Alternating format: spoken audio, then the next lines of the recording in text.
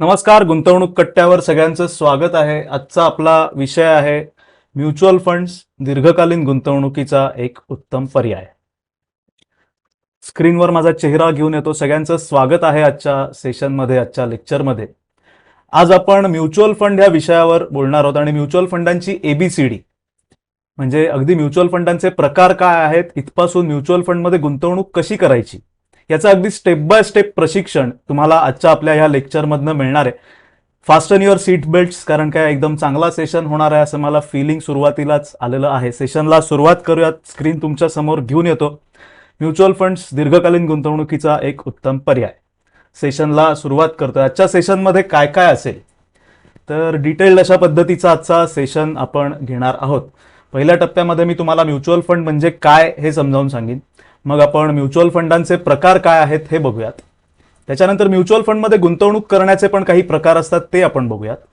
Mutual फंडांमध्ये गुंतवणूक करण्यासाठीचा एक अतिशय सोपा मार्ग आज मी तुम्हाला सांगणार आहे. म्हणजे आजचा आपला सेशन तुम्ही बघितलात की लगेच तुम्ही तुमची म्युच्युअल फंडांमधली गुंतवणूक जी आहे ती सुरू करू शकणार आहात आणि तुमच्या म्युच्युअल फंडमधल्या संपत्ती निर्माणाच्या प्रवासाला तुम्ही आजच्या सुरुवात करू शकणार आहात.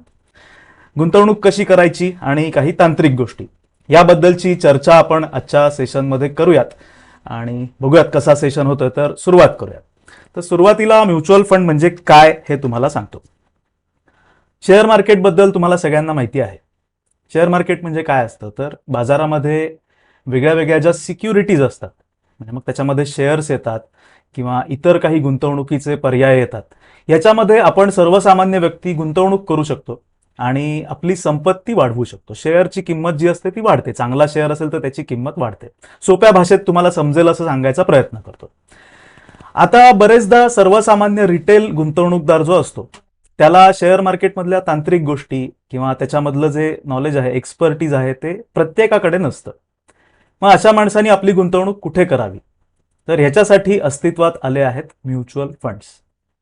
म्युच्युअल फंड हा एक ट्रस्ट असतो आणि ही ट्रस्ट कंपनी असते, ती तुमच्याकडून पैसे घेते आणि ते पैसे एक्सपर्ट फंड मॅनेजर्सच्या द्वारे शेअर बाजार असेल, डेट मार्केट असेल, वेगळ्या वेगळ्या ठिकाणी गुंतवते आणि तुमच्या गुंतवणुकीचा परतावा तुम्हाला तुमच्या युनिट्सवर मिळत राहतो. तुमचे पैसे हे एक्सपर्ट मॅनेजमेंटद्वारे बाजारामध्ये गुंतवले जातात. त्याला म्हणतात म्युच्युअल फंड्स.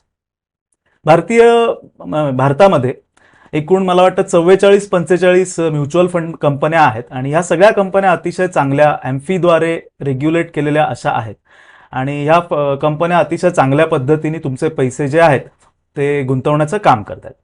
तर म्युच्युअल फंड म्हणजे सोपं असतं की तुम्हाला एखाद्या गोष्टीचं नॉलेज नाहीये तर ज्या व्यक्तीला त्या गोष्टीचं नॉलेज आहे त्याच्याकडे आपले पैसे द्यायचे. आणि म्हणजे थोडक्यात समजा तुम्ही गाडी घेतलीत, तुमच्याकडे एक गाडी आहे आणि ती चालवण्याचं ज्ञान तुम्हाला नाहीये, तर निष्णात अशा चालकाला तुम्ही अपॉइंट करता, एक हायर करता आणि त्याला म्हणता की बाबा रे माझी गाडी तू चालव. तसंच तुमच्या पैशांच्या बाबतीत काहीसं म्युच्युअल फंडांमध्ये होतं. तर इतकी सोपी कन्सेप्ट आहे, इथपर्यंत मला वाटतं सगळ्यांना कळलं असेल. परत एकदा सांगतो तुम्हाला की शेअर मार्केटमध्ये तुम्ही येता त्यावेळेला असंख्य वेगळ्या वेगळ्या प्रकारच्या कंपन्या असतात.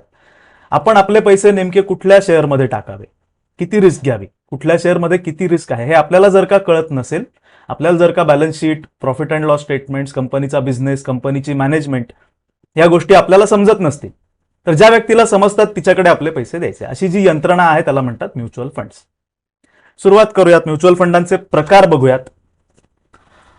म्युच्युअल फंडाचे एकूण 5 कॅटेगरीजमध्ये विभाजन झालेलं आहे किंवा 5 वेगळ्या वेगळ्या प्रकारचे म्युच्युअल फंड्स असतात. एक एक करून तुम्हाला सांगतो.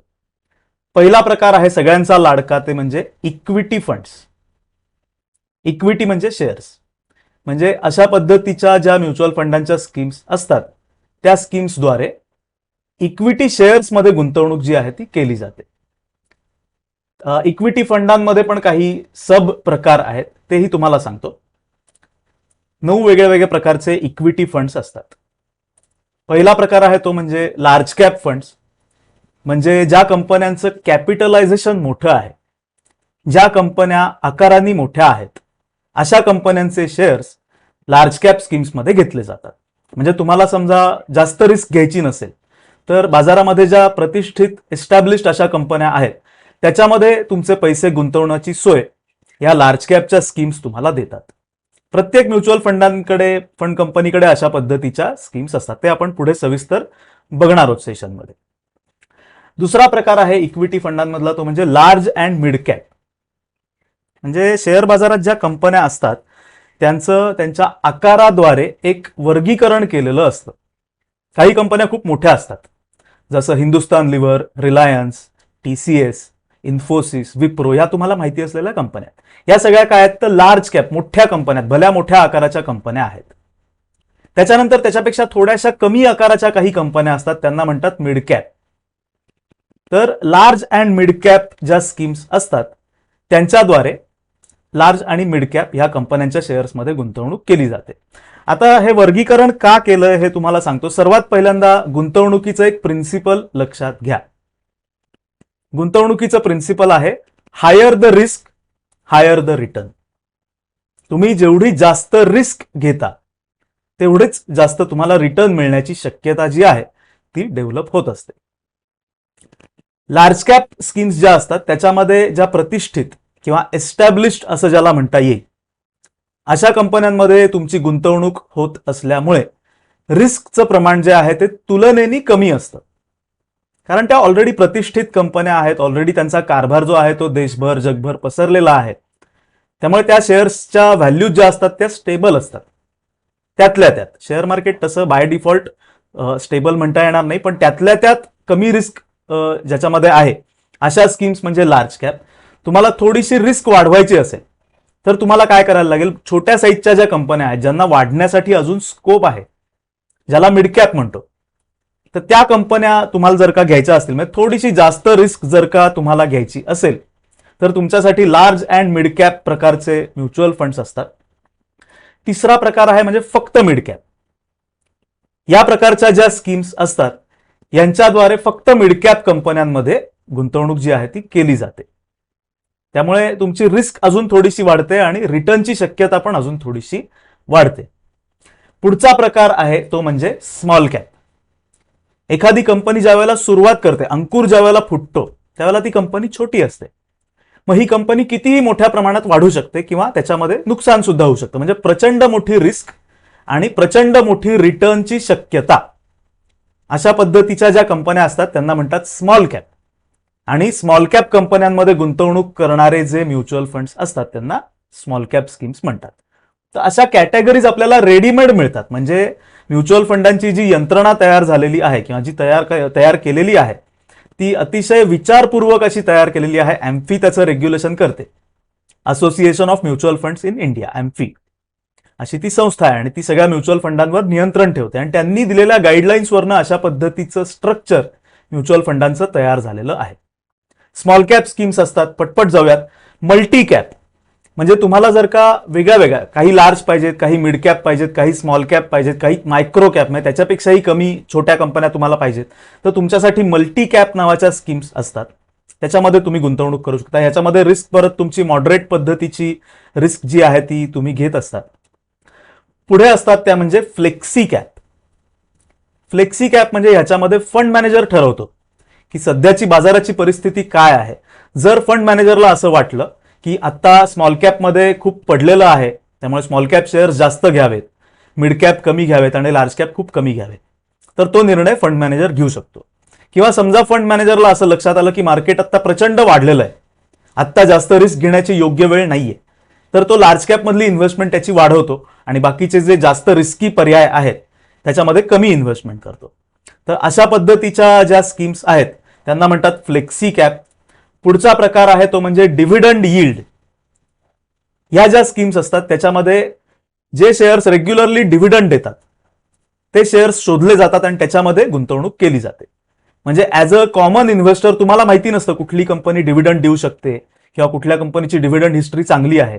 हे जर का तुम्हाला कळत नसेल तर फंड मॅनेजर तुमच्यासाठी शोधतो आणि अशा पद्धतीचे डिव्हिडंड यील्ड देणारे स्टॉक्स जे आहेत त्या स्टॉक्समध्ये तो गुंतवणूक करतो. त्याच्यानंतर पुढचा प्रकार आहे व्हॅल्यू इन्व्हेस्टिंग. तुम्ही एक टर्म ऐकली असेल की व्हॅल्यू इन्व्हेस्टिंग. व्हॅल्यू इन्व्हेस्टिंग ही टर्म काय आहे तुम्हाला थोडंसं एक्सप्लेन करून सांगतो. जगभरातले मोठे मोठे गुंतवणूकदार जे आहेत ते त्यांच्या गुंतवणुकीमध्ये वेगळे वेगळे अप्रोच घेऊन काम करत असतात. त्यापैकीच एक व्हॅल्यू इन्व्हेस्टिंग हा अप्रोच आहे.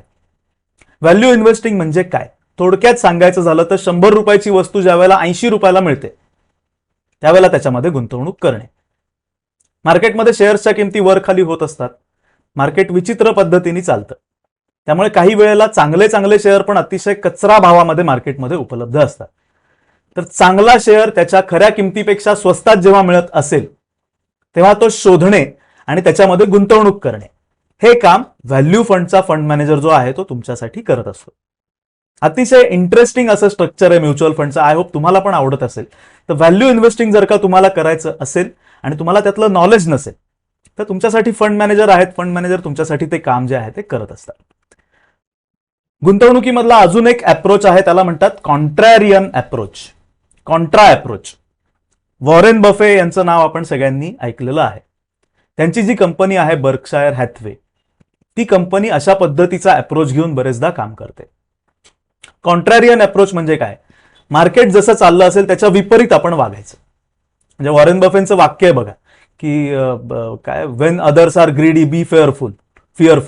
म्हणजे इतर लोक ज्या वेळेला हावरट असतील त्यावेळेला तुम्ही घाबरा आणि इतर लोक ज्या वेळेला घाबरलेले असतील त्यावेळेला तुम्ही गुंतवणूक करा. हा जो अप्रोच आहे याला म्हणतात कॉन्ट्रॅरियन अप्रोच. बाजारामध्ये बाजार वर वर वर वर जातो, प्रचंड वाढतो आणि त्यावेळेला सगळे शेअर्स जे आहेत ते आग लागल्यासारखे वरती जातात. त्यावेळेला हा कॉन्ट्रॅरियन अप्रोच काय सांगतो की आपण प्रॉफिट बुक केला पाहिजे.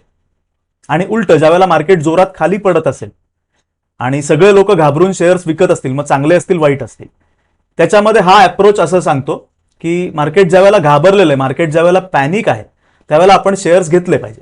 तर ह्या अप्रोचनी काम करणाऱ्या ज्या स्कीम्स आहेत किंवा जे फंड मॅनेजर आहेत ते कॉन्ट्रा स्कीम्स तुम्हाला उपलब्ध करून देतात. त्यामुळे तुम्हाला जर का वॉरेन बफे यांच्यासारखी एक्सपर्टीज तुमच्याकडे नसेल तर तुम्ही कॉन्ट्रा पद्धतीच्या स्कीम्समध्ये तुमची इन्व्हेस्टमेंट जी आहे ती करू शकता. तर असं अतिशय सुंदर असं स्ट्रक्चर तुम्हाला करून दिलेलं आहे म्युच्युअल फंडांमध्ये. हे झाले इक्विटी फंड्स.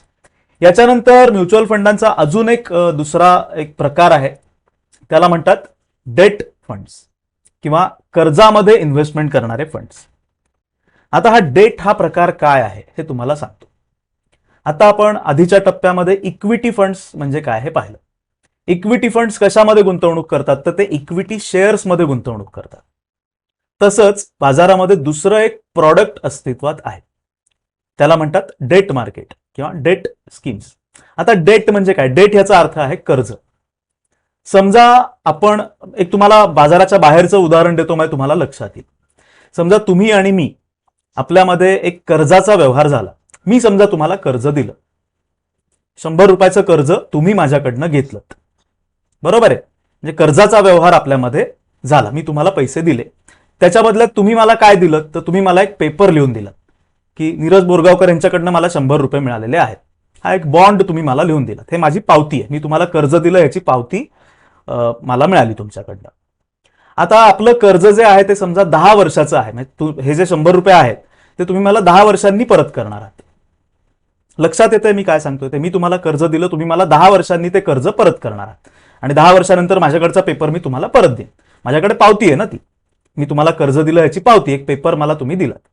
आता मीन वाईल मधल्या काळामध्ये जर का मला पैशांची आवश्यकता लागली आणि मी तुम्हाला म्हटलं की मला पैसे द्या, तर तुम्ही म्हणणार नाही आपला करार 10 वर्षांचा आहे त्यामुळे मी काय आता तुला पैसे देणार नाही.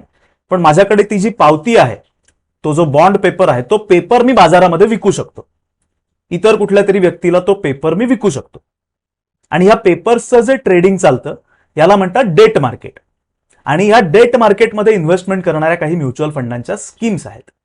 आता डेट फंड्स जे आहेत त्याच्यामध्ये तुम्हाला शेअर बाजारासारखे प्रचंड मोठे रिटर्न्स मिळत नाहीत.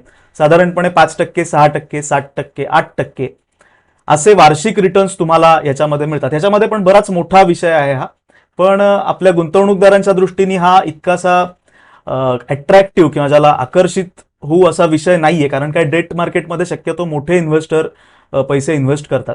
त्यामुळे आपण पटकन बघूया डेट मार्केटचे प्रकार काय आहेत. मी इथे लिस्ट डाऊन सगळे केलेले आहेत, पण त्याच्यामध्ये रिटर्न तसे तेवढे जास्त मिळत नाहीत. त्यामुळे आपल्या इन्व्हेस्टरच्या दृष्टिकोनातनं हे जास्त अट्रॅक्टिव्ह नसतात. पहिला प्रकार आहे तो म्हणजे ओव्हरनाईट. दुसरा प्रकार आहे लिक्विड फंड्स, म्हणजे लगेच काढता येतात पैसे. तुम्हाला आज रिडम्शन दिलं की उद्या 10 वाजता तुमच्या अकाउंटला पैसे येतात. म्हणजे या लिक्विड फंडांचा वापर बरेच मोठे बिझनेसेस त्यांच्याकडे असणारे आयडल पैसे ठेवण्यासाठी करतात. तिसरा प्रकार आहे अल्ट्रा शॉर्ट टर्म ड्युरेशन. चौथा प्रकार आहे लो ड्युरेशन. हे सगळे कर्जाचे प्रकार आहेत. म्हणजे मगाशी जे मी आपण 10 वर्षाचं उदाहरण पाहिलं तशा पद्धतीचे हे सगळे त्याचे प्रकार आहेत. मी मुद्दाम कॅटेगरीज इथे केल्यात. मनी मार्केट आहे, शॉर्ट ड्युरेशन आहे, मीडियम ड्युरेशन आहे, मीडियम टू लॉंग ड्युरेशन आहे, long duration, dynamic bond, corporate bond, credit risk fund असतात, बँकिंग अँड PSU फंड्स असतात, गिल्ट फंड असतात, 10 इयर गिल्ट असतात, गिल्ट विथ 10 इयर ड्युरेशन, आणि फ्लोटिंग रेट. तर हे सगळे कर्जाचे प्रकार आहेत. त्याच्यामध्ये जास्त गुंतून जाऊ नका. मी मुद्दाम याचं प्रत्येकाचं एक्सप्लेनेशन देत नाही, कारण नाहीतर तुम्हाला कन्फ्युजन होईल. साधारणपणे सगळ्याचा रेट पाहिला तर तो 5-6%, 60%च्या आसपास असतो वार्षिक. त्यामुळे आपल्याला तसं काही त्याच्यामध्ये अट्रॅक्टिव्ह वाटेल असं काही नाही. त्यामुळे डेट फंड हा विषय तुम्ही थोडासा बाजूला ठेवू शकता. आपण नंतर मी तुम्हाला जे सांगणार आहे त्यात तुम्हाला सगळं हे दिसणार आहे. त्यामुळे काळजी करू नका, तुम्हाला सगळा विषय समजेल, पण ते तितकंसं काही आकर्षक नाहीये. त्यामुळे हे तुम्ही हा विषय ऑप्शनला आत्ता टाकलात तरी चालेल. नुसतं एक कॅटेगरी वाईज तुम्हाला एक एज्युकेशनल पर्पजसाठी बघायचं असेल म्हणून मी ह्या कॅटेगरीज इथे लिस्ट डाऊन केल्या. तर हे झाले डेट फंड्स. याच्यानंतर दुसरा एक प्रकार आहे, तिसरा प्रकार आहे म्युच्युअल फंडांचा, तो आहे हायब्रिड फंड्स. हायब्रिड फंड्स मध्ये काय केलं जातं तर दोन ऍसेट क्लास, दोन किंवा अधिक ऍसेट क्लास एकत्र करून त्याच्यामध्ये गुंतवणूक केली जाते. काय असतं ते दाखवतो. पहिला प्रकार आहे याच्यामधला कॉन्झर्वेटिव्ह हायब्रिड फंड्स. कॉन्झर्वेटिव्ह म्हणजे, कॉन्झर्वेटिव्ह शब्दाला मराठीत काय म्हणतात मला आता आठवत नाहीये, पण एक कॉन्झर्वेटिव्ह म्हणजे जास्त रिस्क न घेण्याचा प्रकार ज्याला म्हणतात तो कॉन्झर्वेटिव्ह. मग या कॉन्झर्वेटिव्ह प्रकारचे जे म्युच्युअल फंड असतात त्याच्यामध्ये काय केलं जातं तर तुम्ही समजा त्या म्युच्युअल फंडामध्ये 100 रुपये दिले तर त्या 100 रुपयांपैकी 75 ते 90 रुपये हे ह्या वरच्या डेट मधल्या कुठल्या तरी इन्स्ट्रुमेंटमध्ये इन्व्हेस्ट केले जातात आणि फक्त 10 ते 25 रुपये हे इक्विटी शेअर्समध्ये टाकले जातात. त्यामुळे तुम्हाला मिळणारा रिझल्ट जो असतो, तुमचे 10 रुपयेच फक्त शेअर मार्केटमध्ये जाणार आहेत, बाकीचे 90 रुपये तुमचे डेट इन्स्ट्रुमेंट्समध्ये जाणार आहेत. त्यामुळे तुम्हाला मिळणारा रिटर्न हा कमी असतो. पण बँकेच्या FD ला जर का तुम्ही पर्याय म्हणून बघत असाल तर तुमच्यासाठी कॉन्झर्वेटिव्ह हायब्रिड फंड्स अस्तित्वात आहेत. पुढचा प्रकार आहे तो म्हणजे अग्रेसिव्ह हायब्रिड फंड्स. याच्यामध्ये कॉन्झर्वेटिव्हच्या उलट असतं. 65 ते 80% रक्कम तुमची इक्विटीमध्ये टाकली जाते आणि 20 ते 35% डेट मार्केटमध्ये टाकली जाते. म्हणजे 100 रुपये तुम्ही दिलेत की त्याचं वर्गीकरण तो जो फंड मॅनेजर आहे तो इक्विटी आणि डेट ह्या ऍसेट क्लासमध्ये करतो. म्हणजे तुमचा रिटर्न जो आहे तो त्या पद्धतीने मॅनेज होतो, कारण का प्रत्येक ऍसेट क्लासचं जे रिस्क प्रोफाईल आहे ते वेगळं वेगळं आहे. त्यामुळे हे तुम्हाला अग्रेसिव्ह हायब्रिड फंड असतात. त्याच्यानंतर डायनॅमिक ऍसेट अलोकेशन नावाचा फंड असतो. याच्यामध्ये इक्विटी, डेट, इक्विटी डेरिव्हेटिव्ह, त्याच्यानंतर तुमचं रिअल इस्टेट, या सगळ्या सेक्टरमध्ये गुंतवणूक केली जाते तुमच्या 100 रुपयांची. आणि परत तुमचं डायव्हर्सिफिकेशन याच्यामध्ये साधलं जात असल्यामुळे तुमची गुंतवणूक जी आहे ती तुमची रिस्क मॅनेज होते. हे बेसिकली हायब्रिड फंड्स हे रिस्क मॅनेजमेंटसाठी तयार केलेले आहेत. पुढचा आहे मल्टी ऍसेट अलोकेशन. याच्यामध्ये पण वेगळ्या वेगळ्या ऍसेट क्लासेसमध्ये त्याला ते नियम आहेत, हे सेबीचे नियम आहेत. गोल्डमध्ये एवढे, इक्विटीमध्ये एवढे, 10% असं ऍसेट अलोकेशन करून तुमचे पैसे जे आहेत ते टाकले जातात. आता हे सगळं एवढं बघून तुम्हाला थोडंसं कन्फ्युजिंग वाटेल म्हणून मी थोडंसं शॉर्ट करतो. एवढं कन्फ्यूज होण्याची गरज नाही, एकदम सोपं आहे आणि मी पुढे तुम्हाला जे सांगणार आहे त्याच्यामध्ये अजून सोपं होणार आहे. म्हणजे आतापर्यंत कंटाळून किती लोक तुमच्यातले व्हिडिओ बंद करून निघून गेलेत मला माहित नाही, पण शक्यतो शेवटपर्यंत राहा, कारण की हा सगळा विषय सोपा करणं हा माझा यातला हेतू आहे आणि ते करण्याचा मी प्रयत्न करतो. एवढं बघितलं की आपण कन्फ्यूज होतो, पण कन्फ्यूज होऊ नका, सोपं तुम्हाला पर्याय पुढे देतो, आपल्या टप्प्यामध्ये आहे ते. त्याच्यानंतर आर्बिट्राज नावाच्या स्कीम्स असतात. आर्बिट्राज म्हणजे एखादा शेअर आहे, समजा रिलायन्स कंपनीचा शेअर आहे, त्याचं ट्रेडिंग NSE वर पण चाललंय, BSE वर पण चाललंय, दोन्ही ठिकाणी त्याचं ट्रेडिंग चाललंय. तर दोन्हीकडे कधीतरी रेटमध्ये डिफरन्स येतो. कधीतरी असं होईल की इकडे 2000 रुपयाला आणि इकडे 2001 रुपयाला आहे, असा कधीतरी फरक पडणार, कारण की दोन वेगळ्या वेगळ्या प्रकारच्या एक्सचेंजेसवर ट्रेडिंग चाललंय.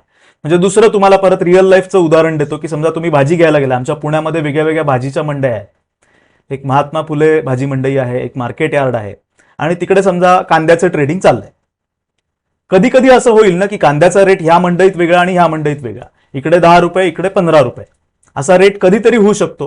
रेट मला माहित नाहीत सध्याचे, पण कधीतरी दोन्हीच्या रेटमध्ये फरक येऊ शकतो. मग आर्बिट्राज फंड मॅनेजर काय करतो, ज्यावेळेला 10 रुपयाला इकडे मिळेल त्यावेळेला 10 रुपयाला घेतो आणि 15 रुपयाला तिकडे विकून टाकतो, आणि मधला जो 5 रुपयाचा डिफरन्स आहे तो त्याला प्रॉफिट होतो. तर अशा पद्धतीचं काम जे असतं त्याला म्हणतात आर्बिट्राज. आणि शेअर मार्केटमध्ये अशा असंख्य आर्बिट्राजच्या ऑपॉर्च्युनिटी दररोज असतात, आणि त्या आर्बिट्राज ऑपॉर्च्युनिटी घेणाऱ्या ज्या स्कीम्स असतात त्याला म्हणतात आर्बिट्राज स्कीम्स. तर याच्यामध्येही तुम्ही गुंतवणूक करू शकता. साधारणपणे 6-7% तुम्हाला वार्षिक दराने याच्यामध्ये रिटर्न मिळू शकतो. पुढचा पर्याय आहे तो म्हणजे इक्विटी सेव्हिंग्स फंड.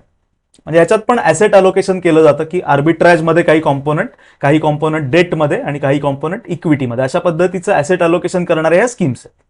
तुम्हाला नंतर सगळं स्कीम मी दाखवीन, त्यावेळेला लक्षात येईल कुठलं काय आहे ते, आता तुम्हाला बघून कळणार नाही. पण हायब्रिडमध्ये हे प्रकार आहेत. म्हणजे हा थेअरी सेशन आहे असं एक लक्षात घ्या, तुम्हाला एक गाईड म्हणून याचा उपयोग होईल. त्याच्यानंतर सोल्युशन ओरिएंटेड फंड्स असतात. सोल्युशन म्हणजे काय की तुम्हाला रिटायरमेंट नंतर पैसे हवे असतील तर एक रेडीमेड तुम्हाला रिटायरमेंटला किती वर्ष आहेत याचा अभ्यास करून त्याचं सोल्युशन देणाऱ्या काही स्कीम्स असतात, त्या रिटायरमेंट स्कीम्स. आणि चिल्ड्रन एज्युकेशन म्हणजे लहान मुलांचं शिक्षण जर का तुम्हाला काही वर्षांनी करायचं असेल त्याला पैसे लागतात. मग ते पैसे जर का तुम्हाला सिस्टमॅटिक पद्धतीने साठवायचे असतील तर तुम्ही अशा पद्धतीच्या स्कीम्सचा विचार जो आहे तो करू शकता. पुढचा प्रकार आहे तो म्हणजे अदर स्कीम्स, म्हणजे इतर प्रकार. ह्याच्यात कुठेही बसणार नाही. म्हणजे समजा इंडेक्स फंड्स, निफ्टी इंडेक्समध्ये तुम्हाला गुंतवणूक करायची असेल तर निफ्टीच्या इंडेक्स फंडमध्ये तुम्ही गुंतवणूक करू शकता. तर हे इतर प्रकारचे फंड्स तुम्हाला मिळतात. निफ्टी इंडेक्स फंड्स बाजारामध्ये आहेत. त्याच्यानंतर ईटीएफ असतात वेगळे. म्हणजे गोल्डमध्ये तुम्हाला गुंतवणूक करायची असेल तर तुम्ही गोल्ड ईटीएफच्या माध्यमातून गुंतवणूक करू शकता. ईटीएफ म्हणजे एक्सचेंज ट्रेडेड फंड्स. या फंड्सचं ट्रेडिंग आपल्या शेअर मार्केटमध्ये चालू असतं. म्हणजे एखादा शेअर जसा तुम्ही घेता तसा तुम्ही हा ईटीएफ पण बाय करू शकता किंवा सेल करू शकता, ट्रेड करू शकता. तर ह्या स्कीम्स असतात. त्याच्यानंतर पुढचा प्रकार आहे तो म्हणजे फंड ऑफ फंड्स. म्हणजे असे काही म्युच्युअल फंड्स आहेत जे इतर म्युच्युअल फंडांमध्ये तुमचे पैसे गुंतवतात. म्हणजे तुम्ही त्या फंडाकडे पैसे दिले की त्या फंडाचा मॅनेजर चांगल्या म्युच्युअल फंडच्या स्कीम्स शोधतो आणि त्याच्यामध्ये तुमचे पैसे गुंतवतो. याला म्हणतात FOF. तर ह्या प्रकारच्या स्कीम्स बाजारामध्ये आहेत. तर एवढंच आहे, म्युच्युअल फंड म्हणजे एवढंच आहे. याच्या व्यतिरिक्त अजून एक राहिलं ते सांगतो. इक्विटी फंडांमध्येच एक ELSS नावाचा प्रकार आहे, तो माझा कव्हर करायचा राहिला. ELSS म्हणजे काय ते सांगतो. हे बघा, इक्विटी स्कीम्स मध्ये एक इक्विटी लिंक्ड सेव्हिंग स्कीम नावाच्या स्कीम्स असतात. सेक्शन 80C, इन्कम टॅक्सचा सेक्शन 80C जो आहे त्याच्या अंडर तुमचं टॅक्सेबल इन्कम जर का तुम्हाला कमी करायचं असेल तर हे ELSS पद्धतीच्या स्कीममध्ये तुम्ही गुंतवणूक करू शकता. सध्याचे नियम असे आहेत की तुम्ही दर वर्षाला 1.5 लाखापर्यंत गुंतवणूक जर का ह्या ELSS स्कीम्समध्ये केली, शेअर मार्केटमध्ये जातात ते पैसे, तर तुमचे पैसे 3 वर्ष लॉक होतात. पण ह्या 1.5 लाखाचं तुम्हाला इन्कम टॅक्समध्ये एक्झम्पशन मिळतं. म्हणजे समजा तुमचं टॅक्सेबल इन्कम 10 लाख असेल आणि तुम्ही 1.5 लाख रुपये ह्या ELSS मध्ये गुंतवणूक केलेली असेल तर 10 लाखातनं हे 1.5 लाख वजा होतात आणि 8.5 लाखावरच तुमचं टॅक्स कॅल्क्युलेशन जे आहे ते होतं. तर अशा पद्धतीच्या ELSS स्कीम्स असतात. तर ह्याच्या पलीकडे काही नाहीये. म्युच्युअल फंडांमध्ये एवढंच आहे. म्हणजे तुमची गाडी जर का घेतली असेल तुम्हाला आणि व्यवस्थित चालवायला एखाद्या एक्सपर्ट चालकाकडे, एक्सपर्ट ड्रायव्हरकडे द्यायची असेल तर तुमच्या समोर एवढे पर्याय आहेत. Equity funds, date funds, hybrid funds, solution oriented funds आणि इतर प्रकारचे फंड्स. हा स्क्रीन एकदा तुम्हाला सगळा दाखवतो, म्हणजे तुम्हाला याचा स्क्रीनशॉट काढता येईल का नाही मला माहित नाही येणार बहुतेक स्क्रीनशॉट, कारण काय बरंच मोठं झालंय. पण ठीक आहे, हरकत नाही, पुढच्या टप्प्यात तुम्हाला हे अजून चांगलं कळेल. ओके, तर म्युच्युअल फंडांचे प्रकार लक्षात आले काय काय आहेत. आता आपण म्युच्युअल फंडांमधल्या गुंतवणुकीचे प्रकार बघूयात. म्युच्युअल फंडमध्ये गुंतवणूक करण्यासाठी पण वेगळ्या पद्धती आहेत. कुठल्या पद्धती आहेत? सोपं आहे, एकदम सोपं आहे. पहिली पद्धत आहे ती म्हणजे लमसम गुंतवणूक. समजा तुमच्याकडे एकदम काही प्रमाणात पैसे आले किंवा तुम्ही काही पैसे साठवले असतील, 2 लाख, 5 लाख, 10 लाख, 15 लाख, 20 लाख, 25 लाख, 25 कोटी, जी काय, आणि ती रक्कम तुम्हाला जर का एकदम टाकायची असेल तर त्याला म्हणतात वन टाइम इन्व्हेस्टमेंट किंवा लमसम गुंतवणूक. जसं बँकेमध्ये आपण फिक्स डिपॉझिट करतो तशी म्युच्युअल फंडांमध्ये लमसम गुंतवणूक तुम्ही करू शकता. त्याच्यानंतर म्युच्युअल फंडांमध्ये गुंतवणुकीचा दुसरा प्रकार आहे तो म्हणजे SIP गुंतवणूक. SIP म्हणजे सिस्टमॅटिक इन्व्हेस्टमेंट प्लॅन. बँकेची रिकरिंग डिपॉझिट कधी काढली आहे का तुम्ही? RD, बँकेची RD किंवा पोस्टाची RD असते. त्याच्यामध्ये आपण काय करतो, दर महिन्याला ठराविक रक्कम त्याच्यामध्ये गुंतवत राहतो आणि मॅच्युरिटीला आपल्याला त्याचे पैसे जे आहेत ते मिळतात. तर एक्झॅक्टली तशीच SIP असते, ती म्युच्युअल फंडांमध्ये होते. आता SIPचा फायदा काय असतो? SIP ही प्रत्येकाने केली पाहिजे आणि प्रत्येकाने एक आपल्या उत्पन्नामधली सायझेबल रक्कम ही SIP मध्ये टाकली पाहिजे. SIPचा मुख्य फायदा काय असतो ते तुम्हाला थोडक्यात समजावून सांगतो. शेअर मार्केटच्या किमती सतत वर खाली होत असतात, हे तुम्हाला माहिती आहे. कधी मार्केट वर असतं, कधी मार्केट खाली असतं. स्वस्त होणं महाग होणं हा मार्केटचा गुणधर्म आहे. मग ह्या चढ उतारांचा आपल्या फेवरमध्ये जर का आपल्याला फायदा घ्यायचा असेल तर हा SIPचा पर्याय जो आहे तो अतिशय फायदेशीर असा आहे. कसं ते सांगतो. SIP मध्ये काय होतं, तुम्ही म्युच्युअल फंड कंपनीला एक इन्स्ट्रक्शन देता, एक सूचना देता की इथून पुढे दर महिन्याच्या 1 तारखेला किंवा जी काही तारीख तुम्हाला सुटेबल असेल, समजा आपण 1 तारीख धरू, दर महिन्याच्या 1 तारखेला माझे 100 रुपये ह्या प्रकारच्या स्कीममध्ये गुंतवा. आपण कुठले कुठले प्रकार आहेत ते वरती पाहिलं, large cap, mid cap, small cap, बरेच प्रकार पाहिले आपण. तर तुम्हाला समजा म्युच्युअल फंडांमध्ये गुंतवणूक करायची आहे तर तुम्ही त्या म्युच्युअल फंड कंपनीला अशी सूचना देता की ही स्कीम आहे, अमुक एका कॅटेगरीमधली ही स्कीम आहे, या स्कीममध्ये दर महिन्याच्या 1 तारखेला माझे 100 रुपये तुम्ही आपोआप गुंतवा, अशी सूचना तुम्ही देऊन सोडून देता. आता तुम्हाला काहीच करायचं नाही. आता ती म्युच्युअल फंड कंपनी काय करेल, ती तुमच्या बँकेतनं डायरेक्ट 100 रुपये दर महिन्याच्या 1 तारखेला काढून घेईल आणि त्या स्कीममध्ये, तुम्ही सांगितलेल्या स्कीममध्ये गुंतवेल. याचं सगळ्याचं रेकॉर्ड तुम्हाला मिळतं. म्हणजे हे सगळं लीगल आहे आणि एकदम ट्रान्सपरंट आहे. त्यामुळे असं ते माझ्या बँकेतनं काढून घेतील म्हणजे असं काय, तर तसं नाही, त्याला प्रोसेस आहे, ती सांगतो पुढे. आता याचा फायदा काय होतो, मार्केट सतत वर जाणार आहे किंवा खाली येणार आहे, तुमची गुंतवणूक 100 रुपयाचीच आहे, तुम्ही गुंतवणूक वाढवत पण नाही आहात, कमी पण नाही करत, तुम्ही 100 रुपये दर महिन्याला टाकणार. आता ज्या वेळेला मार्केट महाग होईल, समजा अशी कल्पना करा की त्या स्कीमची जी NAV आहे, एका युनिटची किंमत, त्याला NAV म्हणतात, नेट ॲसेट व्हॅल्यू. मार्केट वर गेलं की NAV वाढते, मार्केट खाली आलं की NAV खाली येते. समजा सुरुवातीला पहिल्या महिन्यामध्ये या स्कीमची NAV समजा 10 रुपये आहे, तुमची गुंतवणूक आहे 100 रुपयाची, त्यामुळे तुम्हाला किती युनिट्स मिळतील, तर 100 भागिले 10 युनिट्स तुम्हाला मिळतील. पुढच्या महिन्यामध्ये समजा मार्केट प्रचंड वाढलं, समजा NAV झाली 20 रुपये, असं एका महिन्यात 10 चे 20 होत नाही, उदाहरणासाठी सांगतोय. पण समजा पुढच्या महिन्यात मार्केट प्रचंड महाग झालं, पण तुमची गुंतवणूक 100 रुपयाचीच आहे, त्यामुळे पुढच्या महिन्यात तुमची किती युनिट्स घेतली जातील, 100 भागिले 20, म्हणजे फक्त 5च युनिट्स तुमची खरेदी होतील. पुढे गेलो, परत तिसरा महिना उजाडला, परत तुम्ही 100 रुपये गुंतवणार आहात. ह्यावेळेला मार्केट खूप स्वस्त झालं, मार्केट जोरदार खाली पडलं आणि मार्केटची NAV समजा 5 रुपये झाली, तरी सुद्धा इन्व्हेस्टमेंट 100 रुपयाचा आहे, त्यामुळे ह्यावेळेला तुम्हाला 20 युनिट्स मिळतील, 100 भागिले 5. म्हणजे या SIPचा फायदा असा होतो, ज्या वेळेला मार्केट प्रचंड वाढलेलं असतं त्यावेळेला तुम्ही ऑटोमॅटिकली कमी खरेदी करता आणि मार्केट ज्या वेळेला स्वस्त होतं त्यावेळेला तुम्ही जास्त खरेदी करता. तर हा सर्वात, याला कॉस्ट ॲव्हरेजिंग असं म्हणतात. US मध्ये डॉलर कॉस्ट ॲव्हरेजिंग किंवा आपल्याकडे बघितलं तर रुपी कॉस्ट ॲव्हरेजिंग. कारण मार्केटचा टॉप आणि बॉटम काय आहे कोणीच जाणून घेऊ शकत नाही, पण ऑटोमॅटिकली या सिस्टीममुळे तुमचं असं होतं की ज्यावेळेला मार्केट स्वस्त आहे जास्त घ्या, महाग आहे कमी घ्या. तर ही SIP पद्धतीची गुंतवणूक आहे आणि ही सगळ्यांनी करायला पाहिजे, प्रत्येकाची SIP ही असलीच पाहिजे. याचे अतिशय प्रचंड मोठे रिझल्ट्स असे लोकांना मिळालेले आहेत, मिळतात कायम. त्यामुळे SIP प्रत्येकाची असली पाहिजे. आणि तिसरा एक प्रकार, असे आहेत बरेच प्रकार, त्यातला एक तिसरा प्रकार सांगतो, त्याला म्हणतात SWP, म्हणजे सिस्टमॅटिक विड्रॉवल प्लॅन. म्हणजे समजा तुमची शेअर बाजारामध्ये किंवा म्युच्युअल फंडाच्या माध्यमातून 1 कोटी रुपयाची गुंतवणूक आहे, तुम्ही अशी स्कीम निवडली, त्याच्यामध्ये साधारणपणे वर्षाला तुम्हाला एक 15% राईज मिळतो, तर तुम्ही म्युच्युअल फंड कंपनीला एक विड्रॉवल रिक्वेस्ट देऊ शकता की मला दर महिन्याला माझ्या खर्चाला, माझ्या औषधांना, माझ्या घर खर्चाला मला एक समजा 1 लाख रुपये लागतात किंवा 1 लाख जास्त होईल 50,000 रुपये लागतात. तर ती म्युच्युअल फंड कंपनी दर महिन्याला तुमच्या खात्यामधनं आपोआप ते पैसे 50,000 जे काय असेल तेवढ्या रुपयाची युनिट्स विकेल आणि ते पैसे काढून तुमच्या खात्यामध्ये जमा करेल. त्याला म्हणतात SWP. SWPचा पर्याय कोणासाठी असतो, जे रिटायर्ड लोक आहेत, ज्यांना उत्पन्नाचे इतर सोर्सेस नाही आहेत आणि त्यांना त्यांची गुंतवणूक हाच उत्पन्नाचा सोर्स आहे, ते लोक या SWPचा, या पर्यायाचा विचार करू शकतात, जेणेकरून एक कॅश फ्लो तुम्हाला निर्माण होऊ शकतो आणि दर महिन्याला थोडे थोडे पैसे तुम्हाला मिळू शकतात. SWP कशी करायची वगैरे काय ते नंतर कळेल तुम्हाला, मी तुम्हाला पुढे दाखवणार आहे. तर हे गुंतवणुकीचे मुख्य प्रकार आहेत. अशा पद्धतीने तुम्ही म्युच्युअल फंडांमध्ये गुंतवणूक जी आहे ती करू शकता.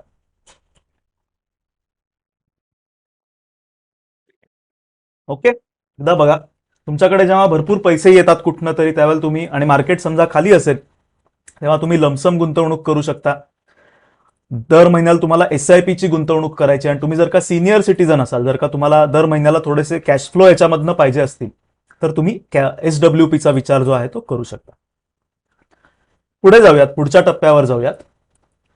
आता मी तुम्हाला दाखवतो म्युच्युअल फंडांमध्ये गुंतवणूक करण्यासाठीचा प्रात्यक्षिक किंवा प्रत्यक्ष गुंतवणूक कशी करायची.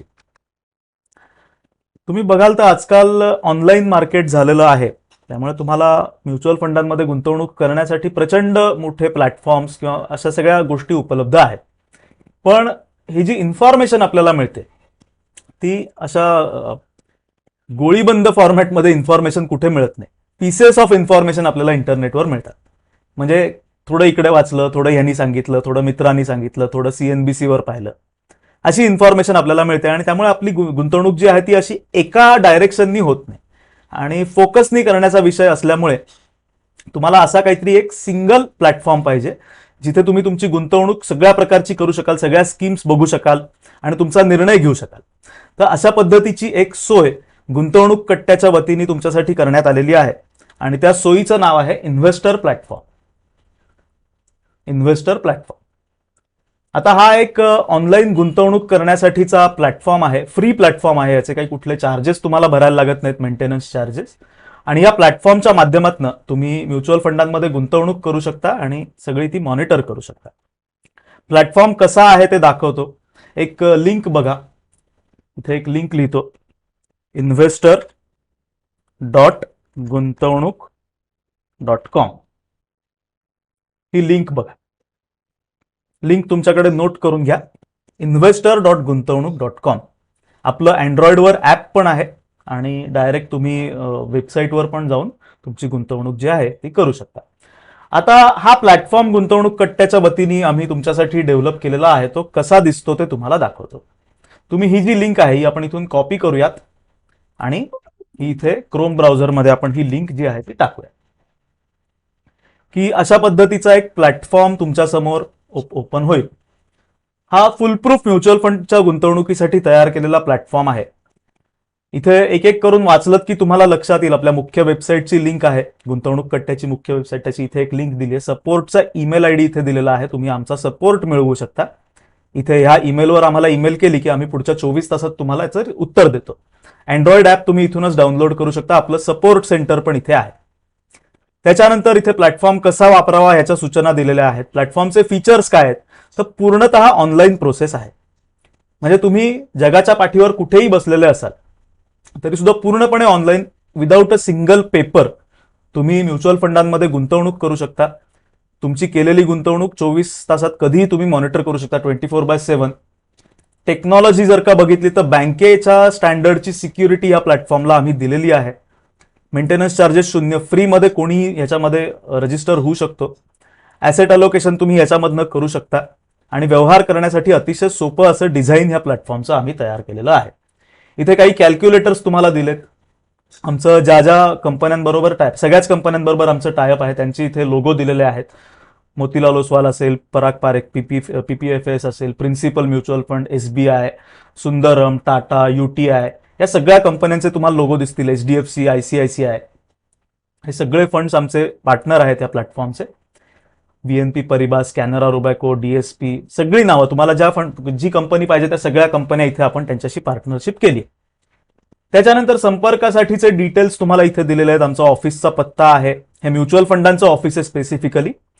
संपर्क क्रमांक पण आपला म्युच्युअल फंडांचा आहे. म्युच्युअल फंडासंदर्भातल्या सगळ्या क्वेरीज या फोन नंबरवर सॉल्व्ह करून दिल्या जातात. त्याच्यानंतर आमचं एम्फीचं रजिस्ट्रेशन जे आहे त्याचे डिटेल्स इथे आहेत. बॉम्बे स्टॉक एक्सचेंज BSEचं रजिस्ट्रेशनचा मेंबर ID इथे आहे.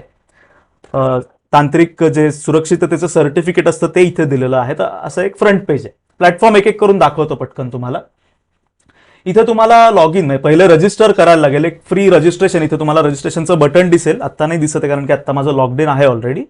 रजिस्टर करा आणि रजिस्ट्रेशन करून तुमचं प्रोफाईल तुम्ही कंप्लीट केलं की तुम्ही या प्लॅटफॉर्मच्या होम पेजला याल.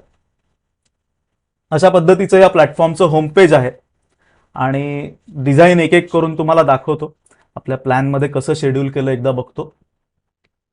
त्याचं स्ट्रक्चर मी जरा फॉलो करतो, नाही तर काय होईल मी बोलताना वावत जाईल. तर एक मिनिट. हां, ओके. तर आपण आता डायरेक्ट गुंतवणूक कशी करायची ह्या टप्प्यापासून सुरुवात करूयात. म्हणजे एक एक करून त्या प्लॅटफॉर्मच्या अनुषंगानेच मी तुम्हाला दाखवतो. तर आता तुमच्या मनात प्रश्न आला असेल की म्युच्युअल फंडांच्या एवढ्या स्कीम्स तुम्ही दाखवल्या, पण मी नेमकी कुठल्या स्कीममध्ये गुंतवणूक करू किंवा मी कशी निवडू स्कीम. तर त्याच्यासाठी काही टूल्स दिलेत, ती दाखवतो तुम्हाला.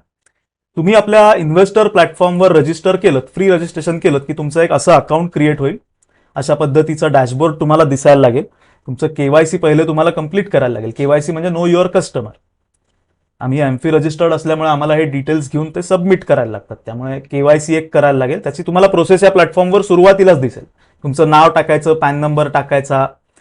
केवायसी जर का झालं नसेल तर व्हिडिओ केवायसी पण ह्याच्यामध्ये होतं. सगळ्या सोयी ऑनलाईन दिलेल्या आहेत. आणि काही अडचण आली तर आमचा फोन नंबर पण आहेच किंवा ईमेल आयडी. तर अशा ठिकाणी तुम्ही आलात की सर्वात पहिल्यांदा तुम्हाला काय करायचंय, तर सर्वात पहिल्यांदा तुम्हाला तुमचं रिस्क प्रोफाइलिंग करायचंय. रिस्क प्रोफाइलिंग कसं करायचं, म्हणजे तुम्हाला पहिले इन्व्हेस्टमेंट ही प्रोसेस आहे. तुम्हाला सर्वात पहिल्यांदा तुमची रिस्क प्रोफाईल काय आहे, म्हणजे समजा मी तुम्हाला विचारलं की तुम्ही किती रिस्क घेऊ शकता, तर एका प्रश्नाचं उत्तर एका वाक्यात तुम्ही देऊ शकत नाही, कोणीच व्यक्ती देऊ शकत नाही. त्याला एक पद्धत आहे. आपलं रिस्क प्रोफाईल आपल्याला जाणून घेतलं पाहिजे. मग ते कसं करायचं ते दाखवतो. आपल्या प्लॅटफॉर्मवर तुम्ही गेलात की इथे तुम्हाला डावीकडे ऑप्शन्स दिसतील. माय रिस्क प्रोफाईल याच्यावर क्लिक करायचं. आणि इथे आता तुम्हाला, आता माझं मी मगाशी टेस्टिंग करत होतो, इथे रिस्क प्रोफाईल तुम्हाला चेक करायचा ऑप्शन आहे. मग इथे तुम्हाला प्रश्न विचारेल, in how many years do you plan to retire. मग तुमच्यापैकी कोणी ऑलरेडी जर का रिटायर झाला असेल तर ऑलरेडी रिटायर्ड वर क्लिक करा. अजून समजा तुमचं वय एक 50-55 असेल, 10 वर्षात तुम्ही रिटायर होणार असाल, लेस दॅन 10 ते 20 वर्ष आहेत अजून, असे ऑप्शन दिलेले आहेत. तर तुम्ही तुमचं जे काही आत्ताचं स्टेटस आहे, समजा तुम्ही ऑलरेडी रिटायर्ड आहात, तर त्याच्यावर क्लिक करायचं. मग युअर लोन रिपेमेंट, म्हणजे तुमच्यावर आता काही लोन असेल तर तुमचं आत्ताचं इन्कम मधला किती भाग त्या लोनच्या रिपेमेंटमध्ये जातो. म्हणजे समजा तुमच्या डोक्यावर काही कर्ज आहे ज्याचा हप्ता तुम्हाला येतो एक समजा 20,000 रुपये, आणि तुमचं आत्ताचं उत्पन्न समजा आहे 40,000 रुपये किंवा 50,000 रुपयाचं उत्पन्न आहे, आणि त्या 50,000 पैकी 20,000 रुपये तुमचे लोन रिपेमेंटमध्ये जातात. तर इथे तो ऑप्शन तुम्हाला सिलेक्ट करायचा आहे की तुमच्या 30 ते 50% इन्कम तुमचं लोन रिपेमेंटमध्ये जातं. त्याच्यानंतर युअर डिपेंडंट्स इन्क्लूड, म्हणजे तुमच्यावर आता अवलंबून असणाऱ्या व्यक्ती कोण कोण. मग तुमचे पालक असतील, भाऊ बहीण असतील, पती पत्नीपैकी कोणी असेल, मुलं असतील, तर हा ऑप्शन सिलेक्ट करायचा. फक्त पालक असतील, पती पत्नीपैकी कोणी असेल आणि मुलं असतील तर हा ऑप्शन सिलेक्ट करायचा. फक्त पती पत्नी आणि मुलं असतील तर हा ऑप्शन. फक्त पत्नी किंवा पती असेल तर हा ऑप्शन. आणि डिपेंडंट कोणीच नसेल, सगळे लोक इंडिपेंडंट असतील तुमच्याकडचे, तर नो डिपेंडंट्स, त्याच्यावर क्लिक करायचं. असं तुम्ही क्लिक केलं की बॅकएंडला तुमची रिस्क प्रोफाईल कॅल्क्युलेट होते. अशी आम्ही यंत्रणा ह्याच्यामध्ये केलेली आहे. तुम्ही आता जे पैसे गुंतवाल ते पैसे तुम्हाला कधी लागणार आहेत, असा प्रश्न तुम्हाला पुढच्या टप्प्यात विचारला जाईल. मग समजा तुम्हाला लगेच पैसे लागणार असतील तर 6 ते 12 महिने, थोडेसे अजून जास्त तुम्ही ठेवू शकत असाल तर 1 ते 3 वर्ष, 3 ते 6 वर्ष, 6 ते 10 वर्ष आणि 10 वर्षानंतर लागणार आहेत. आपण ह्याच्यावर क्लिक करू. एक मी आता डमी तयार करतोय. त्याच्यानंतर क्रेडिट कार्डची बिल्स, तुम्ही किती वेळा, तुमचं क्रेडिट कार्डचं बिहेवियर काय आहे, क्रेडिट कार्ड वापरता का तुम्ही, हे तुमच्या रिस्क प्रोफाइलिंगसाठी आवश्यक असा प्रश्न आहे. तर याच्यामध्ये how many times have you borrowed and rolled over, म्हणजे क्रेडिट कार्ड घेऊन त्याचं रोल ओव्हर करणे. म्हणजे बरेच लोक काय करतात हे सांगतो तुम्हाला, की समजा खरेदी केली जोरदार क्रेडिट कार्डवर, बिल आलं आणि बिल भरायला पैसे नाही, मग त्याचं ईएमआय केला किंवा ते रोल ओव्हर केलं. तर असं किती वेळा केलं तुम्ही, हे तुमच्या रिस्क प्रोफाईलसाठी आवश्यक असणारा प्रश्न आहे. तर ते आपण नेव्हर करू आणि ते करूच नाही. क्रेडिट कार्ड शक्यतो वापरूच नाही, त्यामुळे नेव्हर करा. जे काय करत असाल ते करा तिकडे. त्याच्यानंतर पुढचा प्रश्न विचारला जाईल की तुमचा सध्याचा जॉब, बिझनेस, प्रोफेशन किंवा जे काही पेन्शन आहे, रिटायर असाल तर तुम्हाला पेन्शन किंवा जे काही उत्पन्न आहे ते किती स्टेबल आहे. मग तुम्ही हा ऑप्शन सिलेक्ट करू शकता की हे काही स्टेबल नाहीये फारसं, मे नीड टू चेंज सून, म्हणजे लवकरच बदल घडू शकतो ह्याच्यामध्ये, इतक्यात काही बदल होण्याची शक्यता नाहीये, बरं चाललंय आणि वाढण्याची शक्यता आहे, आणि एक्सलंट चान्सेस ऑफ ग्रोथ, म्हणजे जी तरुण मुलं आहेत त्यांना एक्सलंट चान्सेस असतात वाढण्याचे. तर असं मी एक डमी प्रोफाईल करतोय. आता पुढचा प्रश्न असा विचारला जाईल की तुमचं एकूण उत्पन्न आहे त्यापैकी किती टक्के रक्कम तुम्ही वाचवू शकताय. हे सगळं तुमचं हॅबिट्स जाणून घेण्याचा प्रयत्न चाललाय. तुमचं रिस्क प्रोफाईल आपण कॅल्क्युलेट करतोय. मग तुम्ही लिहायचं 30% इन्कम समजा तुम्ही वाचवू शकताय. आणि हा एक प्रश्न विचारला जाईल की तुमच्या आत्ताच्या आर्थिक परिस्थितीला सर्वात बेस्ट डिस्क्राईब करणारं उत्तर द्या. तुमची आता आर्थिक परिस्थिती कशी आहे. मग तुम्ही लिहू शकता व्हेरी अनस्टेबल, नीड इम्प्रूव्हमेंट, एक ॲव्हरेज पद्धतीची फायनान्शियल सिच्युएशन आहे, रिझनेबली साऊंड, बरं चाललंय, किंवा ऑन अ सॉलिड फुटिंग, एकदम चांगली परिस्थिती आहे, सिलेक्ट करूया. त्याच्यानंतर given your current financial status can you achieve your financial goals. तुम्हाला काय वाटतं, तुम्ही आता जी उत्तरं दिली आहेत त्यावरनं तुम्ही तुमचे जे काही आर्थिक गोल आहेत ते गोल अचीव्ह करू शकाल का, ह्याच्याबद्दल तुम्हाला काय वाटतं. मग इथे उत्तरं दिलेली आहेत. काही गोल्स निघून जाऊ शकतात, काहीतरी मला स्ट्रगल करायला लागेल, अवघड वाटतंय. On track to achieve all goals, म्हणजे सगळे गोल्स पूर्ण होण्याच्या मार्गावर आहेत. Planning for goals already done, already सगळे गोल्स झालेले आहेत. किंवा ऑल गोल्स म्हणजे प्लॅनिंग झालंय किंवा सगळे गोल्स झालेले आहेत, त्यापैकी कुठला तरी एक ऑप्शन तुम्ही सिलेक्ट करू शकता. मग ऑन ट्रॅक टू अचीव्ह म्हणून. मग पुढचा प्रश्न विचारला जाईल की तुमचं एकूण उत्पन्न जे आहे ते कुठून येतं. मग तुम्ही लिहू शकता फक्त बिझनेस किंवा सॅलरी एकच उत्पन्नाचा स्रोत आहे. मग उत्पन्नामध्ये सॅलरी, बिझनेस प्लस मला रेंट येतं, बिझनेस सॅलरी, रेंट आणि माझ्या इन्व्हेस्टमेंटवरचं इंटरेस्ट पण मला येतं. रेंट, इंटरेस्ट, शेअरमध्ये माझी गुंतवणूक आहे, डिव्हिडंड पण मला मिळतो. रेंट, इंटरेस्ट, डिव्हिडंड आणि स्पाउसचं पण उत्पन्न आहे. यापैकी जो ऑप्शन तुम्हाला सुटेबल आहे तो ऑप्शन तुम्ही इथे सिलेक्ट करू शकता.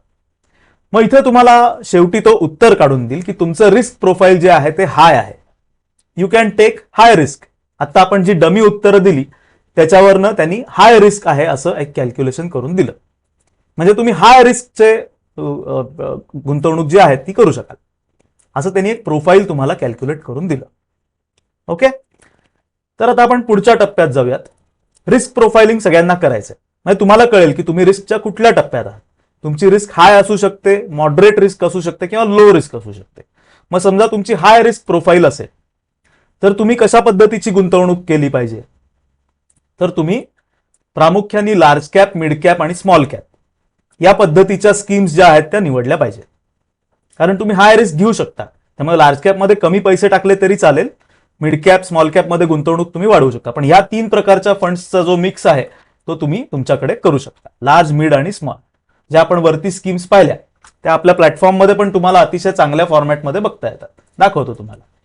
त्याच्यानंतर तुम्ही आता हे रिस्क प्रोफाइलिंग केलं आणि समजा तुम्हाला असं लक्षात आलं की तुमचं रिस्क प्रोफाईल हे मॉडरेट आहे, तुम्ही जास्त रिस्क घेऊ शकत नाही आणि अतिशय लो रिस्क पण तुम्हाला घेण्याची आवश्यकता नाही, मॉडरेट असा आकडा तिकडे येईल, शब्द लिहून येईल मॉडरेट रिस्क. मग ते जर का प्रोफाईल आलं तर तुम्ही लार्ज कॅप, फ्लेक्सी कॅप आणि अग्रेसिव्ह हायब्रिड या पद्धतीच्या स्कीम्स ज्या आहेत त्या निवडू शकता. दाखवतो पुढे प्लॅटफॉर्मवर, तुम्हाला कळेल. तुम्ही आता फक्त हे नोट करून घ्या की मॉडरेट रिस्क प्रोफाईल जर का तुमचं असेल तर तुम्ही लार्ज कॅप स्कीम्सचा विचार करू शकता, फ्लेक्सी कॅपचा विचार करू शकता, अग्रेसिव्ह हायब्रिड स्कीम्सचा तुम्ही विचार करू शकता, जेणेकरून तुम्हाला एक चांगला मॉडरेट रिटर्न जो आहे तो मिळू शकेल. त्याच्यानंतर समजा तुमचं असं आलं की लो रिस्क प्रोफाईल आहे, रिस्क घेऊच शकत नाही आहात तुम्ही, तर तुम्हाला काय केलं पाहिजे, तर तुम्हाला सर्वप्रथम म्युच्युअल फंड वगैरे सगळं बाजूला ठेवायचं. सर्वात पहिल्यांदा तुम्हाला नॅशनलाइज बँकेमध्ये एक चांगली एफडी तयार करणं हे तुमचं प्रमुख उद्दिष्ट असलं पाहिजे. येतंय लक्षात. तुमचं रिस्क आता जर का घेण्याची क्षमता नसेल तर एक सायझेबल अमाऊंट, तुमच्या आत्ताच्या उत्पन्नाच्या दृष्टीने एक सायझेबल अमाऊंट तुम्हाला राष्ट्रीयकृत बँकेमध्ये फिक्स डिपॉझिट केली पाहिजे. ते झालं की तुम्ही लार्ज कॅप म्युच्युअल फंडांचा थोडा विचार करू शकता, कॉन्झर्वेटिव्ह हायब्रिड फंडांचा तुम्ही विचार करू शकता, किंवा काही प्रमाणात तुम्ही डेट फंड तुमच्याकडे ठेवण्याचा विचार जो आहे तो करू शकता. एक कॉर्पस बनवा पहिले. लो रिस्क प्रोफाईल असेल तर बघा आपल्याकडे कॉर्पस किती आहे, आपल्याकडे चांगले पैसे आहेत का, उद्या समजा काही प्रॉब्लेम झाला तर त्या प्रॉब्लेमला काउंटर करण्यासाठी माझ्याकडे पैसे आहेत का, ते नसतील तर पहिले ते बिल्ड कर. त्यामुळे राष्ट्रीय bank, state bank of India, भारताची बँक, त्याच्यामध्ये एक एफडी करायची आणि तिथे रिटर्नचा विचार करायचा नाही. तिकडे रिटर्न तुम्हाला काय 4%, 5% वार्षिक मिळू दे, पण पैसे तुमच्याकडे असले पाहिजे. त्यामुळे लो रिस्क प्रोफाईल असेल तर पहिले तुम्ही तुमची फायनान्शियल सिक्युरिटी जी आहे ती डेव्हलप केली पाहिजे. ओके, तर ह्या तिन्ही प्रकारची रिस्क प्रोफाईल जर का तुमची असेल तर तुम्हाला याचा स्क्रीनशॉट तुम्ही काढू शकता. कशी करायची ते दाखवतो. त्याच्यानंतर गोल सेटिंग नावाचा ह्याच्यामध्ये एक प्रकार आहे, ऑप्शनल आहे, तुम्हाला करायचं असेल तर तुम्ही करू शकता. गोल सेटिंग म्हणजे काय, तर आपले वेगळे वेगळे गोल्स असतात आयुष्यामध्ये, आपले वेगळे वेगळे गोल्स असतात. कुठले कुठले गोल्स असतात, तर सर्वात मोठा गोल प्रत्येकाचा असतो तो म्हणजे घर. माझं एक छान घर झालं पाहिजे, मग फ्लॅट असेल, बंगला असेल, व्हिला असेल, प्रत्येकाची स्वप्न वेगळी असतात, प्रत्येकाचा गोल वेगळा आहे. पण स्वतःच्या मालकीचं एक घर असावं हा प्रत्येकाचा गोल असतो. दुसरा एक गोल असतो तो म्हणजे शिक्षण, मग ते स्वतःचं असेल, स्वतःच्या पार्टनरचं असेल किंवा आपल्या मुलांचं असेल. आपल्या फॅमिलीमध्ये सगळ्यांना चांगलं शिक्षण मिळालं पाहिजे, हा एक आपल्या आयुष्यातला गोल असतो आणि तो असला पाहिजे. हा गोल म्हणून तुम्ही तुमच्या डोक्यामध्ये ठेवा. घरापेक्षाही महत्वाचा शिक्षण हा गोल आहे. आपल्या मुलांना चांगलं शिक्षण मिळालं पाहिजे, कारण का चांगलं शिक्षण मिळालं की आपोआप त्यांची बाकीची स्वप्न पूर्ण होणार आहे. त्याच्यानंतर बऱ्याच लोकांच्या मनामध्ये अजून एक गोल असतो, तो म्हणजे लग्न. स्वतःचं लग्न असेल किंवा मुलांचं लग्न करायचं, गोल म्हणजे ती गरजच आहे.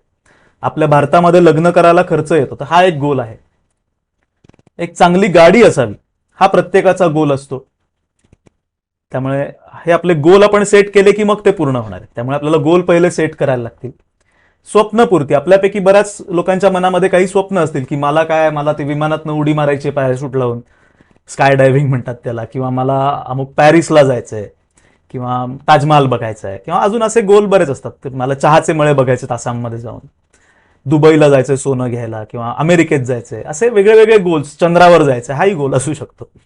त्यामुळे असे प्रत्येकाचे स्वप्नपूर्ती असं मी त्याला नाव दिलंय, की हा एक तुमचा गोल आहे की आयुष्यामध्ये मला एखादी गोष्ट करायची, बकेट लिस्ट, की ही गोष्ट मला करायची. तो तुमचा गोल झाला पाहिजे. तुम्ही एकदा तो गोल म्हणून ठरवला की तो पूर्ण होण्याकडे त्याची वाटचाल सुरू होणार आहे.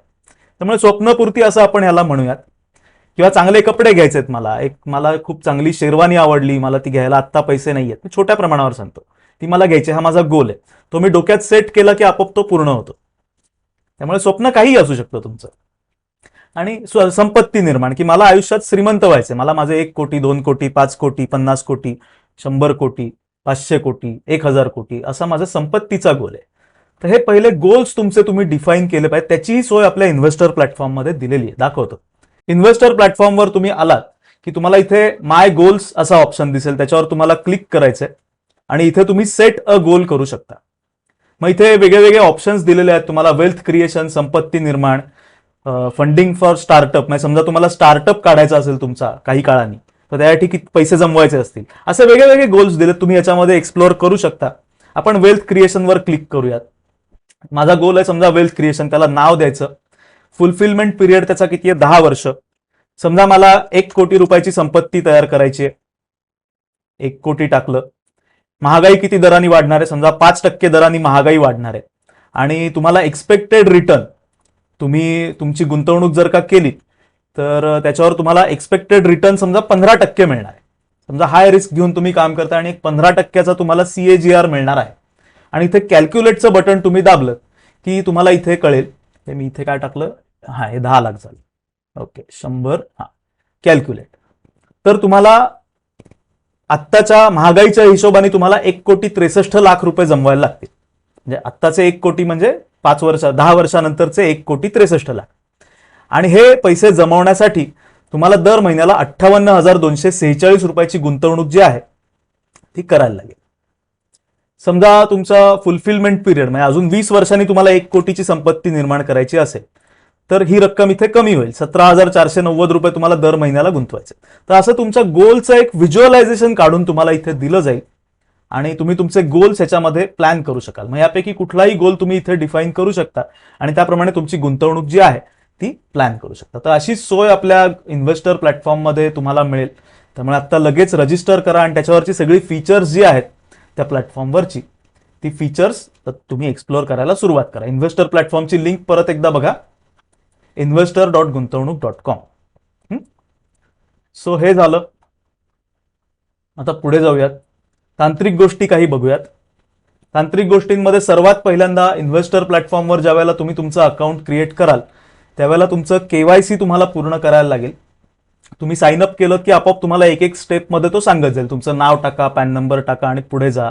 मग बँक डिटेल्स टाका, काही डॉक्युमेंट्स अपलोड करायचे असतील तर ते करावे लागतील. ते सगळं केलं आणि तुमचं अकाउंट एकदा रेडी झालं की तुम्हाला इथे असं हे दिसायला लागेल. इन्व्हेस्टर प्लॅटफॉर्मला तुमच्या लॉग इनला तुम्हाला KYC अप्रूव्ड असं दिसायला लागेल. सगळी ऑनलाईन आहे प्रोसेस. काही अडचण आली तर आम्हाला फोन करा, आमचा नंबर प्लॅटफॉर्मच्या होमपेजवर दिलाय. तर हे तुम्हाला पहिले KYC एक करायला लागेल. ते झालं की त्याच्यानंतर तुम्हाला मॅन्डेट रजिस्टर करायला लागेल. SIP ज्या वेळेला तुम्ही मॅन्डेट काय असतं ते सांग. SIP मध्ये आपण काय करतो, SIP मध्ये आपण आपल्या बँकेला सूचना देतो. समजा तुम्हाला 1,000 रुपयाची SIP करायची आहे, सिस्टमॅटिक इन्व्हेस्टमेंट प्लॅन. तर तुम्ही बँकेला असं सांगता की दर महिन्याला 1,000 रुपये या म्युच्युअल फंड कंपनीला द्या. तर ही जी सूचना आपण देतो त्याला म्हणतात मॅन्डेट. आणि हे मॅन्डेट तुम्हाला आपल्या प्लॅटफॉर्मवर रजिस्टर करता येतं. इन्व्हेस्टर प्लॅटफॉर्ममध्ये तुम्हाला मॅन्डेट रजिस्टर करायचं असेल तर तुम्हाला इथे म्युच्युअल फंडमध्ये जायचं आणि इथे तुम्हाला रजिस्टर मॅन्डेट्स असा ऑप्शन. याच्यावर तुम्हाला 3 प्रकार दिसतील. ई नॅच म्हणजे इलेक्ट्रॉनिकली नेट बँकिंगच्या थ्रू होतं हे.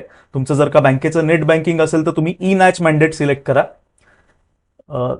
इंटरनेट बँकिंग नसेल तर नॅच मॅन्डेट नावाचा प्रकार एक फॉर्म मिळेल तुम्हाला. तो फॉर्म डाउनलोड करा, सही करा आणि अपलोड करा.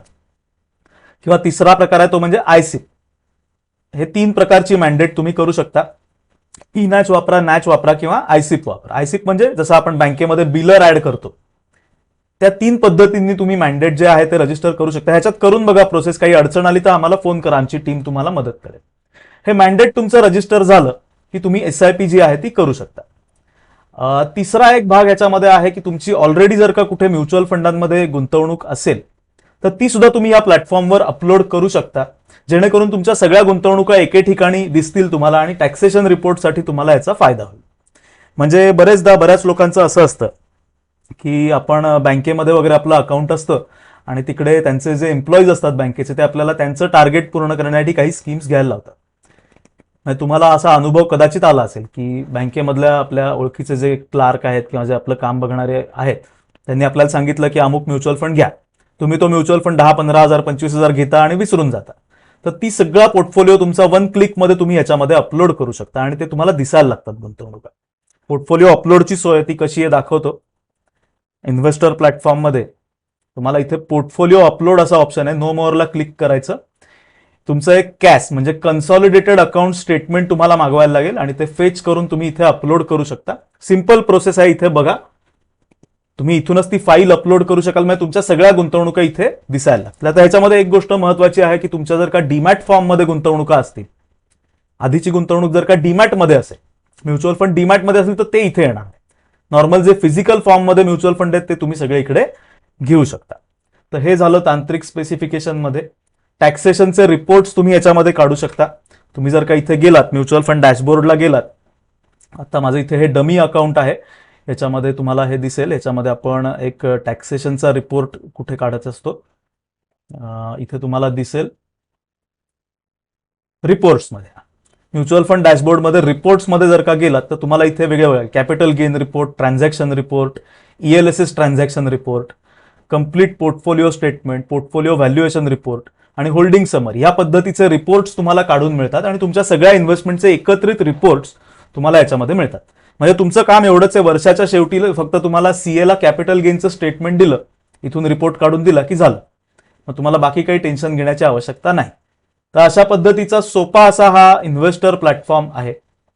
याच्यामध्ये आता आपण एक एक करून सगळे पॉइंट्स रिवाइज करू. मला वाटतं आपण सगळे पॉइंट्स जे आहेत ते रिवाइज केलेले आहेत. आता ह्या प्लॅटफॉर्मवरनं गुंतवणूक कशी करायची हे तुम्हाला सांगतो. या प्लॅटफॉर्मवर तुम्ही 2 प्रकारे गुंतवणूक करू शकता.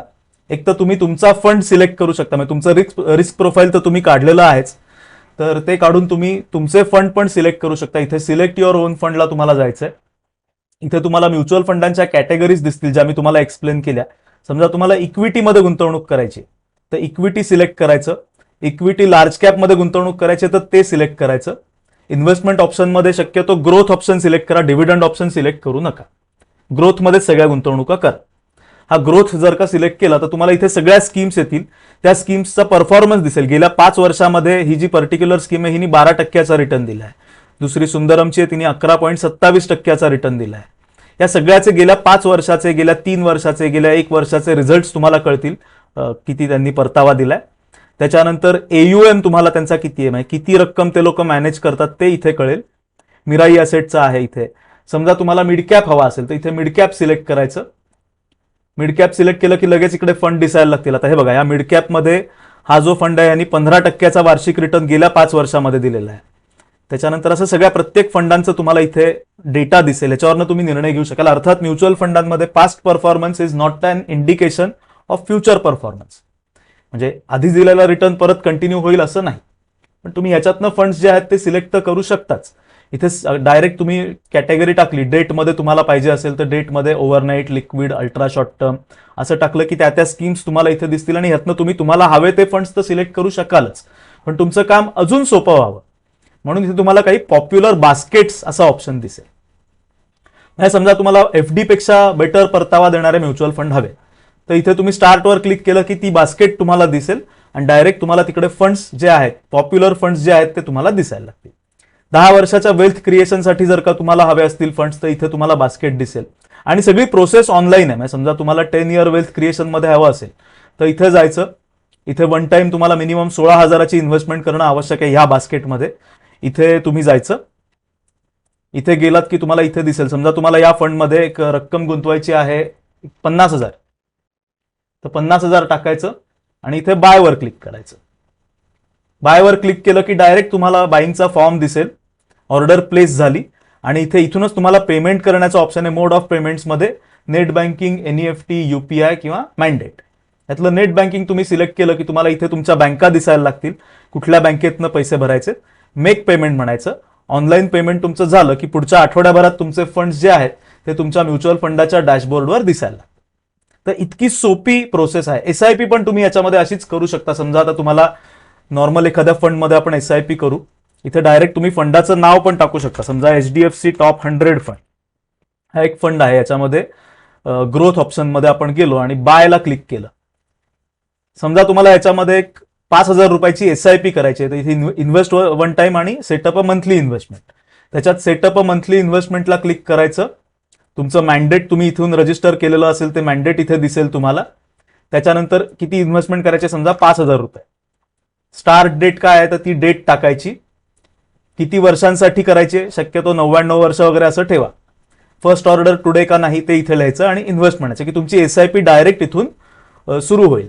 तसंच तुम्हाला इथे फंड हाऊसचे डिटेल्स पण इथे दिसतील. फंड हाऊसची फॅक्टशीट दिसेल, स्कीमचे डिटेल्स सगळे इथे दिसतील. फंडचं फॅक्टशीट तुम्हाला इथून डाउनलोड करता येईल. असा सगळा अतिशय सोपा आणि छान असा प्लॅटफॉर्म तुमच्यासाठी तयार केलेला आहे. त्यामुळे तुम्ही सगळ्यांनी तो एक्सप्लोर करून बघायची सुरुवात करा. इन्व्हेस्टर असं या प्लॅटफॉर्मचं नाव आहे. आय होप आजच्या या सेशनमध्ये म्युच्युअल फंड हा जो मोठा विषय आहे तो मी सोप्या भाषेत कव्हर करण्यामध्ये यशस्वी झालो असेल.